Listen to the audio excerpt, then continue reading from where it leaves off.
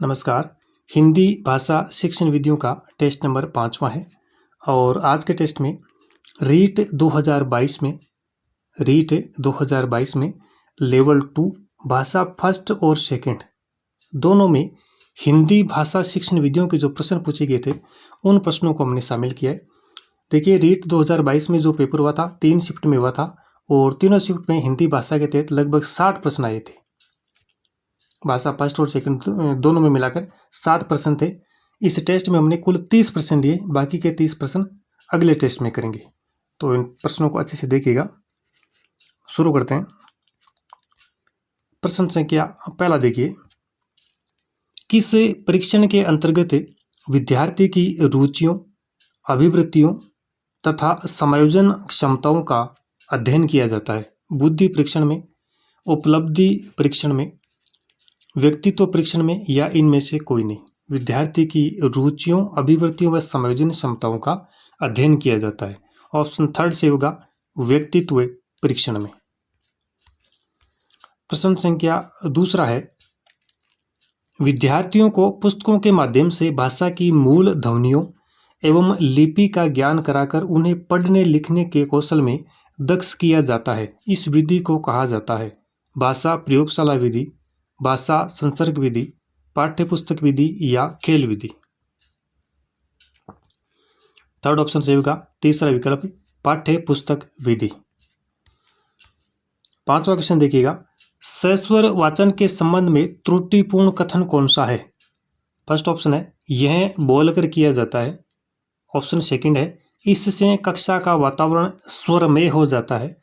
Third option है यह विषय वस्तु को गंभीरता से ग्रहण करने के लिए किया जाता है। और ऑप्शन फोर्थ है यह छोटी कक्षाओं 4 से 8 के लिए अधिक उपयोगी है। छोटी कक्षाओं 4 से 8 के लिए अधिक उपयोगी है। तो जो त्रुटिपूर्ण कथन है उसका हमें चयन करना है। ऑप्शन थर्ड से होगा तीसरा विकल्प, यह विषय वस्तु को गंभीरता से ग्रहण करने के लिए किया जाता है। यह कथन यहाँ पे त्रुटिपूर्ण है।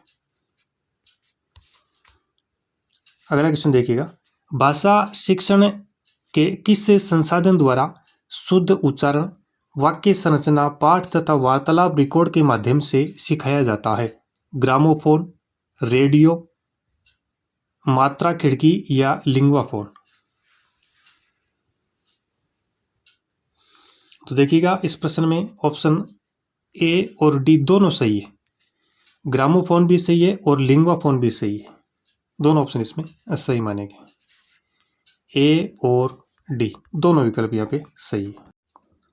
अगला क्वेश्चन है पांचवा, यदि विद्यार्थी कुसंयोजन से बच रहे हो, पढ़ने की और उनकी रुचि में वृद्धि हो रही हो, उनके व्यवहार में यथा परिवर्तन हो रहा है, तो निम्नलिखित शिक्षण कारगर समझना चाहिए। कौन सा?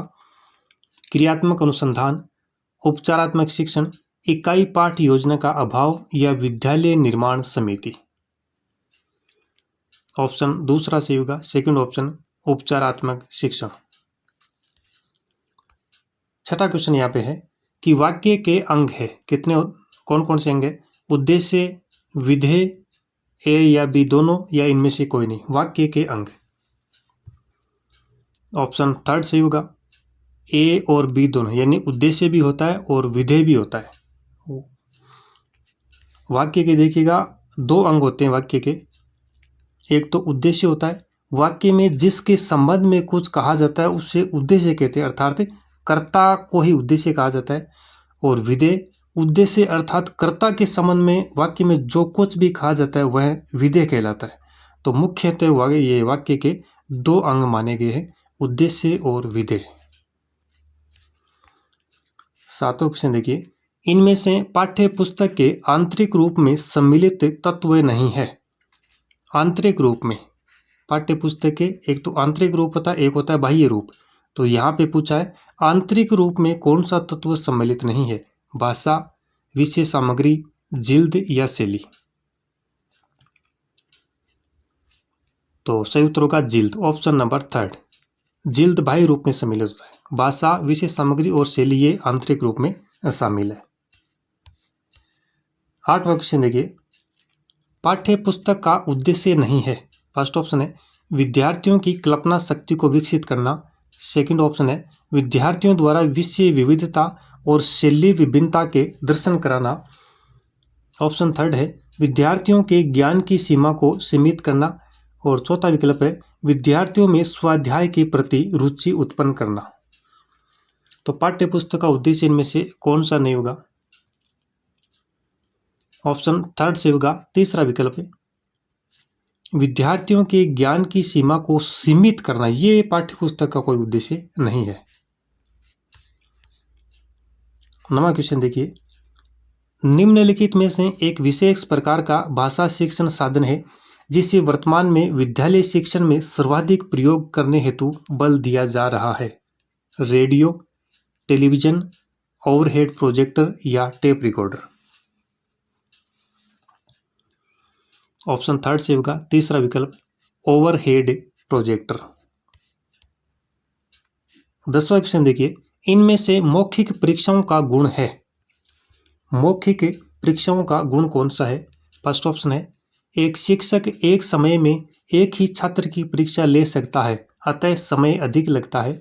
सेकंड ऑप्शन है मौखिक परीक्षाओं को वस्तुनिष्ठ नहीं बनाया जा सकता है। थर्ड ऑप्शन है इन परीक्षाओं से विद्यार्थी के 3 भाषाई कौशलों सुनने, पढ़ने और बोलने का एक साथ मापन किया जा सकता है। और ऑप्शन फोर्थ है इन परीक्षाओं से विद्यार्थी के लक्षण कौशल का मापन नहीं कर सकते। तो मौखिक परीक्षाओं का गुण कौन सा है वो बताना हमें। ऑप्शन तीसरा से होगा थर्ड ऑप्शन, इन परीक्षाओं से विद्यार्थी के तीनों भाषाई कौशलों सुनना, पढ़ना और बोलने का एक साथ मापन किया जा सकता है। तो तीसरा ऑप्शन यहाँ पे सही होगा। प्रश्न संख्या 11 देखिए, भाषा शिक्षण का दृश्य सर्वे साधन कौन सा है? चित्र विस्तारक यंत्र, ग्रामोफोन, चार्ट या नाटकीकरण। ऑप्शन फोर्थ से होगा नाटकीकरण। सर्वे दृश्य साधन नाटकीकरण। 12वां क्वेश्चन है यहाँ पे, भाषा शिक्षण के क्षेत्र में मापन की सर्वाधिक प्रयोग में ली जाने वाली विधि का नाम बताइए। निदानात्मक, परीक्षा विधि, योग्यता परीक्षा या भावनात्मक। ऑप्शन देखिएगा इसमें सेकंड से होगा दूसरा ऑप्शन परीक्षा विधि। 13वां क्वेश्चन देखिए, हिंदी शिक्षण में विद्यार्थी की साहित्यिक अभिरुचि को बढ़ाने वाली क्रियाओं में निम्नलिखित में से कौन सी सम्मिलित नहीं है? कवि दरबार, भाषण, नाटक अभिनय या क्रीड़ा व्यायाम। साहित्यिक अभिरुचि को बढ़ाने वाली क्रियाओं में कौन सी शामिल नहीं है? ऑप्शन फोर्थ से होगा चौथा विकल्प क्रीड़ा व्यायाम। अगला प्रश्न है, प्राथमिक स्तर के पश्चात पद्य और कविताओं का चयन करते समय ध्यान रखना चाहिए। कविता की भाषा क्लिष्ट होनी चाहिए, कविता जीवन से दूर कृत्रिम हो, कविता की भाषा कक्षा स्तर के अनुकूल हो, या कविता कल्पना जगत में विचरण नहीं करती है। थर्ड ऑप्शन से होगा तीसरा विकल्प कविता की भाषा कक्षा स्तर के अनुकूल हो। नेक्स्ट क्वेश्चन है, सतत एवं व्यापक मूल्यांकन प्रणाली का दोष है। अल्प समयांतर में होने वाली परीक्षा से विद्यार्थी पूरे वर्ष भर अध्ययनशील रहते हैं। शिक्षक विद्यार्थी को आवश्यक निर्देशन एवं परामर्श निरंतर देते हैं। विद्यार्थी को अपनी कमियों का ज्ञान निरंतर होता रहता है। यह विद्यार्थी पर वर्ष भर परीक्षा का भय बना रहता है, जिससे उसकी स्वाभाविक विकास प्रभावित होता है। तो चारों में से मूल्यांकन जो सतत एवं व्यापक मूल्यांकन प्रणाली है, इसका दोष हमें देखना है। तो देखिए थर्ड ऑप्शन से होगा तीसरा विकल्प यहाँ पे राइट आंसर है। विद्यार्थी को अपनी कमियों का ज्ञान निरंतर होता रहता है। सतत एवं व्यापक मूल्यांकन प्रणाली का दोष है विद्यार्थी को अपनी कमियों का ज्ञान निरंतर होता रहता है। अगला प्रश्न है प्रश्न संख्या 16। निम्न में से भाषा शिक्षण पद्धति में सर्वोपरि स्थान है? दैनंदिनी, पाठ्य पुस्तक, ग्रीन बोर्ड या जार्डन। तो सर्वोपरि स्थान होगा पाठ्य पुस्तक का। ऑप्शन सेकंड इसमें से होगा पाठ्य पुस्तक। 17वां क्वेश्चन है, ब्लूम उपागम के अनुसार शिक्षा की त्रिपदी प्रक्रिया में सम्मिलित पद है सामान्यकरण, व्यवहारिक प्रयोग, प्रस्तुतिकरण या व्यवहार परिवर्तन। चौथा ऑप्शन से होगा व्यवहार परिवर्तन। देखिए, मूल्यांकन आयाम के 3 सोपान होते हैं। शैक्षिक उद्देश्यों का निर्धारण करना, अधिगम के अनुभव प्रदान करना और व्यवहार परिवर्तन का मूल्यांकन करना। तो यहाँ पे ऑप्शन चौथा इसमें से होगा व्यवहार परिवर्तन वाला। नेक्स्ट देखिए, प्रश्न संख्या 18वां है, विनेटका शिक्षण पद्धति के बारे में सही कथन है। इस पद्धति का प्रयोग कार्लटन वासबर्न ने किया। इसका नामकरण अमेरिका के विनेटका शहर में प्रयोग होने से हुआ। यह पद्धति प्राथमिक शिक्षा के स्तर पर प्रयुक्त की गई और उपरोक्त सभी कथन सही है। विनेटका शिक्षण पद्धति के बारे में इनमें से कौन सा कथन सही है? तो ऑप्शन चौथा से होगा सभी कथन सही है। इस पद्धति का प्रयोग कार्लटन वासबर्न ने किया, राइट आंसर है। इसका नामकरण अमेरिका के विनेटका शहर में प्रयोग होने से यह भी बिल्कुल राइट है। और यह पद्धति प्राथमिक स्तर के स्तर पर प्रयुक्त की गई, ये कथन भी यहाँ पे सही है। तो तीनों कथन सही है। ऑप्शन फोर्थ इसमें सही होगा। देखिए, विनेटका प्रणाली में बालक को कार्य करने की पूर्ण स्वतंत्रता होती है। बालक कहे गए पाठ्यक्रम को छोटे छोटे भागों में विभाजित करता है तथा एक इकाई को दूसरी इकाई से जोड़कर पढ़ता है। 19वां क्वेश्चन देखिए, उपचारात्मक शिक्षण हेतु पहले आवश्यक है। क्या आवश्यक है? उपचारात्मक शिक्षण हेतु निश्चित प्रक्रिया, निदानात्मक परीक्षण, विशिष्ट उपचारात्मक शिक्षण या इनमें से कोई नहीं। उपचारात्मक शिक्षण हेतु पहले क्या आवश्यक है? सेकंड ऑप्शन से होगा दूसरा विकल्प है, निदानात्मक परीक्षण पहले आवश्यक है, उसके बाद में उपचारात्मक शिक्षण किया जाएगा। 20वां क्वेश्चन है, निम्नलिखित में से मातृभाषा हिंदी शिक्षण की समस्या है। देवनागरी लिपि की अवैज्ञानिकता, वर्णों की अधिकता, बारकड़ी का अभाव या हिंदी संस्कृत भाषा की वंशजा नहीं है। तो ऑप्शन सेकंड से होगा दूसरा विकल्प है, वर्णों की अधिकता। नेक्स्ट क्वेश्चन है, विद्यार्थी में पठन कौशल विकसित करने हेतु उचित उपाय है।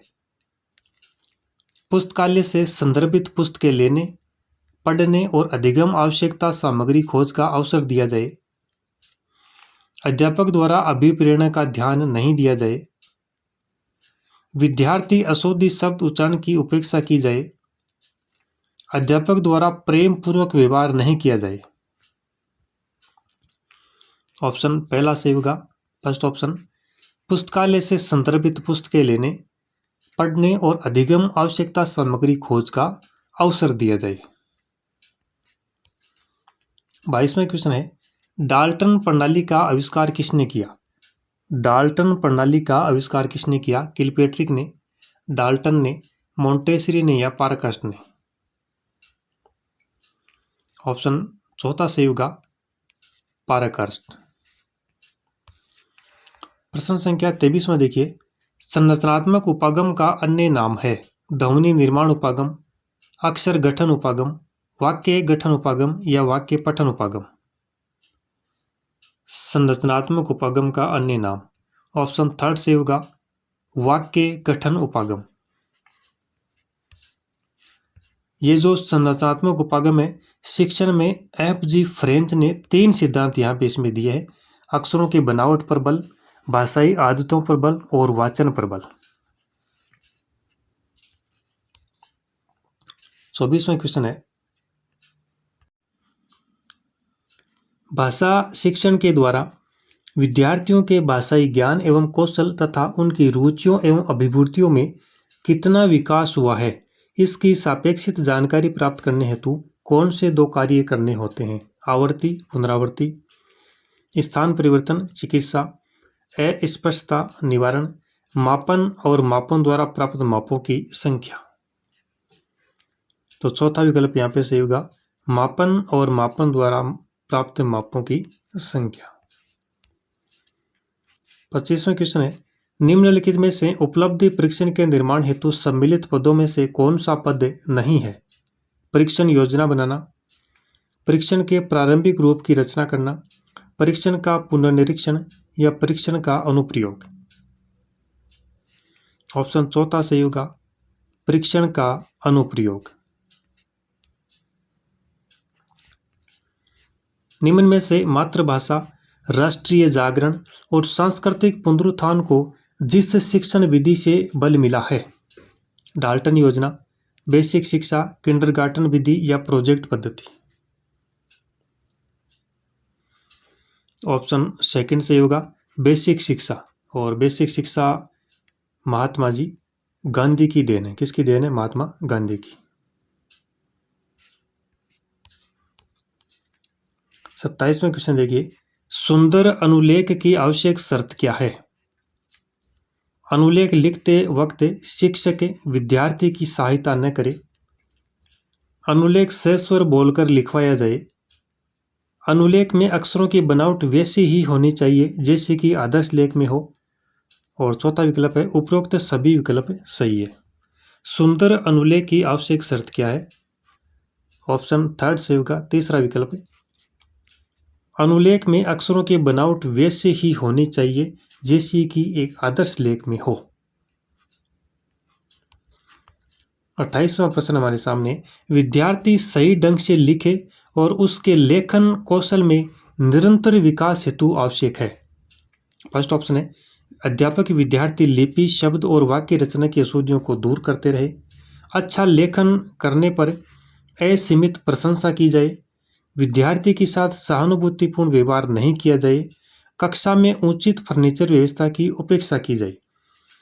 विद्यार्थी सही ढंग से लिखे और उसके लेखन कौशल में निरंतर विकास हेतु आवश्यक है। क्या आवश्यक है? तो इसमें ऑप्शन पहला सही होगा, फर्स्ट ऑप्शन, अध्यापक विद्यार्थी लिपि, शब्द और वाक्य रचना की अशुद्धियों को दूर करते रहे। प्रश्न संख्या 29वां देखिएगा, मूल्यांकन की प्रक्रिया की व्यापकता छात्र के समस्त व्यक्तित्व पर अपने प्रसार का उल्लेख करती है, न कि उसकी केवल बौद्धिक उपलब्धि का। मूल्यांकन के संबंध में उक्त कथन किसका है? रूथ स्ट्रॉन्ग, एपी सूखिया, रेमर्स व गेज या गुड व हेट। तो ये विद्वान है रेमर्स एवं गेज। ऑप्शन थर्ड यहाँ पे सही होगा। और 30वां और लास्ट क्वेश्चन है, निम्नलिखित में से भाषा पुस्तकालय का लाभ कौन सा है? कक्षा शिक्षण में पूर्ति, स्वाध्याय के लिए अवसर, ए और बी दोनों या इनमें से कोई नहीं। भाषा पुस्तकालय का लाभ, तो ऑप्शन यहाँ पे होगा थर्ड सही होगा, तीसरा विकल्प है ए और बी दोनों सही है, कक्षा शिक्षण में पूर्ति और स्वाध्याय के लिए अवसर। तो ये कुल 30 प्रश्न थे। रीट 2022 में लेवल 2 के तहत भाषा फर्स्ट और सेकंड में प्रश्न ये पूछे गए थे।